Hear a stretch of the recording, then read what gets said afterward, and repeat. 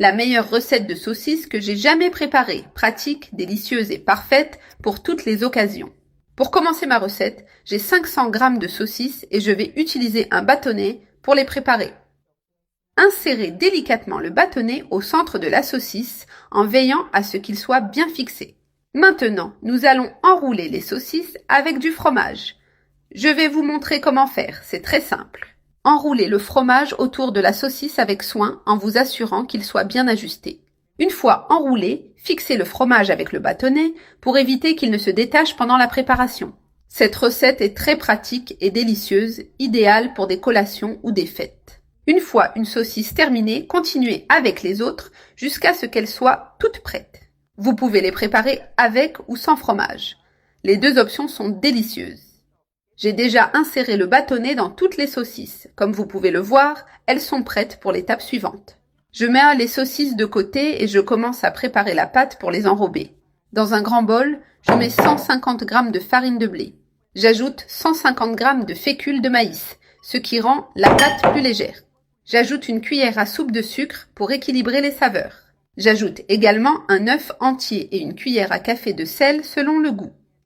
Je verse 250 ml de lait à température ambiante. Je mélange bien le tout jusqu'à obtenir une pâte homogène et sans grumeaux. Essayez cette recette chez vous, je suis sûre que vous l'adorerez. C'est une excellente option pour les fêtes d'anniversaire ou tout type de célébration. Cela permet d'économiser beaucoup car les snacks achetés sont très chers.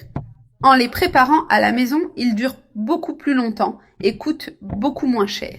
C'est tellement pratique que vous voudrez le faire pour chaque fête. J'ai déjà tout bien mélangé et la pâte est prête. Maintenant, j'ajoute une cuillère à soupe de levure chimique. Je mélange doucement pour incorporer la levure sans exagérer. Pas besoin de trop mélanger, la consistance est déjà parfaite. Je retire la cuillère et je commence à enrober les saucisses. Je prends une saucisse, je la passe dans la pâte en la tournant bien pour la couvrir complètement. Je laisse l'excédent de pâte s'égoutter pour qu'elle soit uniforme et légère à frire. Ensuite, je mets la saucisse enrobée dans l'huile chaude pour la faire frire. Je continue d'enrober les autres saucisses en suivant le même procédé.